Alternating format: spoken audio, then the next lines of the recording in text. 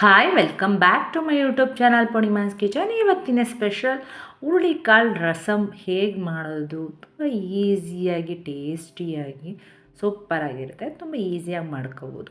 ಹುರುಳಿಕಾಳು ಬಸ್ಸಾಂಬಾರು ಕೇಳ್ತೀರ, ಇದು ಯಾವ ಥರ ರಸಮ್ ಮಾಡೋದು ಅಂತ ತುಂಬ ಈಸಿಯಾಗಿ ಹೇಳ್ಕೊಡ್ತೀನಿ. ಯಾರೆಲ್ಲ ನನ್ನ ಚಾನಲ್ ಆಗಿ ನೋಡ್ತೀರಿ ಲೈಕ್ ಮಾಡಿ, ಸಬ್ಸ್ಕ್ರೈಬ್ ಮಾಡೋಕ್ಕೆ ಪಕ್ಕದಲ್ಲಿರೋ ಬೆಲ್ ಬಟನ್ ಒತ್ತೋದಂತೂ ಮರಿಬೇಡಿ. ಅದಕ್ಕೆ ಬೇಕಾಗಿರುವ ಪದಾರ್ಥ ಹುರುಳಿಕಾಳು ಒಂದು 1/4 kg ಅಷ್ಟನ್ನು ತಗೊಳ್ಳೋಣ. ಅದನ್ನು ಸ್ವಲ್ಪ ಉರ್ದು ಬೆಚ್ಚಗೆ ಮಾಡಿ 1 hour ನೆನೆಯಕ್ಕೆ ಬಿಡೋಣ. ಇದಂದರೆ ಡಿಫ್ರೆಂಟ್ ಆಗಿರುತ್ತೆ. ಸಾಂಬಾರು ಟೇಸ್ಟು ಕೂಡ ತುಂಬ ಚೆನ್ನಾಗಿರುತ್ತೆ.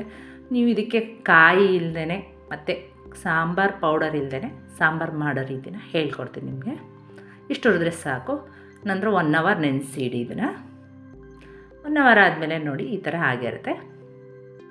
ಇದನ್ನು ಕುಕ್ಕರ್ಗೆ ಹಾಕಿ ಹುರುಳಿಕಾಳು ಬೇಯೋಷ್ಟು ವಿಷಲ್ ಹಾಕ್ಸಿದ್ರೆ ಸಾಕು. ನೀವು ಬೇಕಿದ್ರೆ ಇದ್ರ ರಸ ತೆಗೆದು ರಸಮ್ ಮಾಡ್ಕೋಬೋದು, ಇಲ್ಲಾಂದ್ರೆ ಹುರುಳಿಕಾಳು ಜೊತೆಗೇ ನೀವು ಈ ಥರ ಮಾಡ್ಕೋಬೋದು. ಇದಕ್ಕೆ ನೀರು ಹಾಕಿ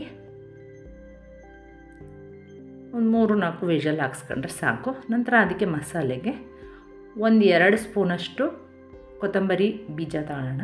ಮತ್ತು 1 ಸ್ಪೂನಷ್ಟು ಜೀರಿಗೆ, 1/2 ಸ್ಪೂನಷ್ಟು ಮೆಣಸು, 1 ಬೆಳ್ಳುಳ್ಳಿ, 5-6 ಒಣಮೆಣಸಿನ್ಕಾಯಿ, 1 ಟೊಮ್ಯಾಟೊ, ಕರಿಬೇವು ಸೊಪ್ಪು 2 ಗರಿ, ಸ್ವಲ್ಪ 1 ನಿಂಬೆ ಗಾತ್ರದಷ್ಟು ಹುಣಸೆ ಹಣ್ಣನ್ನು ತಗೊಳ್ಳೋಣ.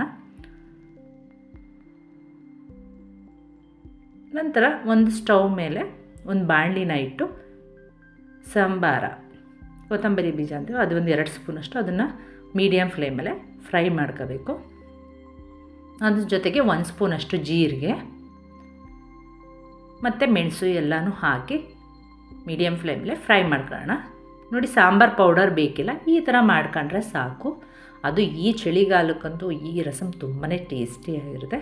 ಮತ್ತು 6 ಒಣಮೆಣಸಿನ್ಕಾಯಿನ ಹಾಕಿ ಮೀಡಿಯಮ್ ಫ್ಲೇಮಲ್ಲೇ ಹುರ್ಕೊಂಡು ಸ್ಟವನ್ನು ಆಫ್ ಮಾಡೋಣ.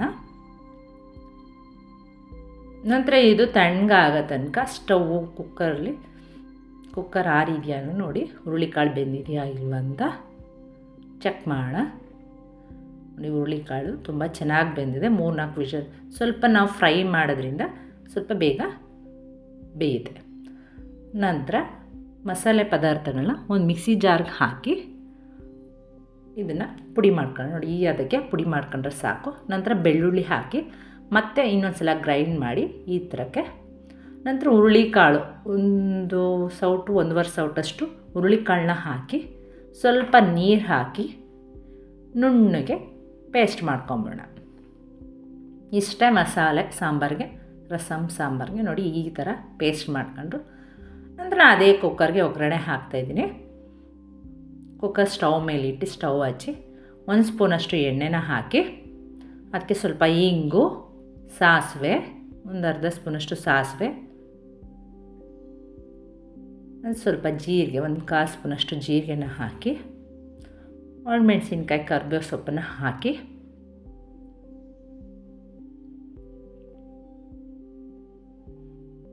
ನಂತರ ಒಂದು ಟೊಮ್ಯಾಟೊನ ಕಟ್ ಮಾಡ್ಕೊಂಡಿರ್ತೀವನ್ನ ಹಾಕಿ. ನಾವು ಇಲ್ಲಿ ಟೊಮ್ಯಾಟೊ ಹಾಕೋದ್ರಿಂದ ಸ್ವಲ್ಪ ರಸಮ್ ಟೇಸ್ಟ್ ಬರುತ್ತೆ. ನಂತರ ರುಬ್ಬಿಟ್ಕೊಂಡ್ರಂಥ ಮಸಾಲೆನ ಹಾಕಿ ಚೆನ್ನಾಗಿ ಮಿಕ್ಸ್ ಮಾಡ್ಕೊಳ್ಳೋಣ. ಒಂದು ಕುದಿ ಬಂದರೆ ಸಾಕು. ನಂತರ ಜಾರ್ಗೆ ಸ್ವಲ್ಪ ನೀರು ಹಾಕಿ ಅದು ಕುದೀತಾ ಇರಬೇಕಾದ್ರೆ ಸ್ವಲ್ಪ ಹುಣಸೆ ರಸನ ಹಾಕೋಣ. ನೀವೇನೇ ಮಾಡಿದ್ರು ಹುರುಳಿಕಾಳು ಸಾಂಬಾರಿಗೆ ಹುಣಸೆ ರಸ ಹಾಕಿದ್ರೆ ಟೇಸ್ಟ್ ತುಂಬ ಚೆನ್ನಾಗಿರುತ್ತೆ. ನಂತರ ಹುರುಳಿಕಾಳು ರಸನ ಚೆನ್ನಾಗಿ ಕುದ್ಮೇಲೆ ಇದಕ್ಕೆ ಹಾಕಿದ್ರೆ ಹುರುಳಿಕಾಳು ರಸಮ್ ರೆಡಿ ಆಯಿತು.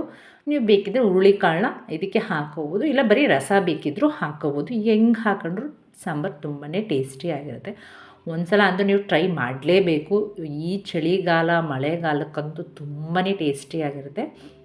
ಹೇಳಿದ್ನಲ್ಲ, ಇದು ಹುರುಳಿಕಾಳು ಬಸ್ಸಾಂಬಾರಲ್ಲ, ಇದು ಹುರುಳಿಕಾಳು ರಸಮ್. ಇದೇ ಒಂಥರ ಡಿಫ್ರೆಂಟ್ ಆಗಿರುತ್ತೆ. ನಿಮ್ಗೆ ಅನ್ನಕ್ಕಾಗಲಿ ಮುದ್ದೆಗಾಗಲಿ ತುಂಬಾ ಟೇಸ್ಟಿಯಾಗಿರುತ್ತೆ. ಎಲ್ಲರೂ ಇಷ್ಟಪಟ್ಟು ತಿಂತಾರೆ. ನಂತರ ಚೆನ್ನಾಗಿ ಕುದ್ಮೇಲೆ ರುಚಿಗೆ ತಕ್ಕಷ್ಟು ಉಪ್ಪಾಕಿ ಸಣ್ಣಗೆ ಹೆಚ್ಕೊಂಡಿರೋಂಥ ಕೊತ್ತಂಬರಿ ಸೊಪ್ಪನ್ನು ಹಾಕಿ ನೋಡಿ ಕಾಯಿ ಆಡಿ ನಂತರ ಸ್ಟವನ್ನು ಆಫ್ ಮಾಡಿದ್ರೆ ರುಚಿಯಾದ ಬಿಸಿಯಾದ ಹುರುಳಿಕಾಳು ರಸಮ್ ರೆಡಿ ಆಯಿತು. ನೋಡಿ ತುಂಬಾ ಟೇಸ್ಟ್ ಅದ್ಭುತವಾಗಿರುತ್ತೆ. ಅನ್ನದ ಜೊತೆ, ಮುದ್ದೆ ಜೊತೆ ಎಲ್ಲದಕ್ಕೂ ಅಷ್ಟೇ. ಅನ್ನದ ಜೊತೆ ಹುರುಳಿಕಾಳು ರಸಮ್ ರೆಡಿ ಆಯಿತು. ಟೇಸ್ಟ್ ಅಂತೂ ಅದ್ಭುತವಾಗಿರುತ್ತೆ. ಮಾಡಿ ಒಂದು ಸಲ ನೋಡಿ. ಯಾರಿಗೆಲ್ಲ ಈ ಹುರುಳಿಕಾಳು ರಸಮ್ ವಿಡಿಯೋ ಇಷ್ಟ ಆಯಿತು ಲೈಕ್ ಮಾಡಿ, ಶೇರ್ ಮಾಡಿ, ಕಮೆಂಟ್ ಮಾಡಿ, ಸಬ್ಸ್ಕ್ರೈಬ್ ಆಗೋದಂತೂ ಮರಿಬೇಡಿ. Okay bye, thanks for watching.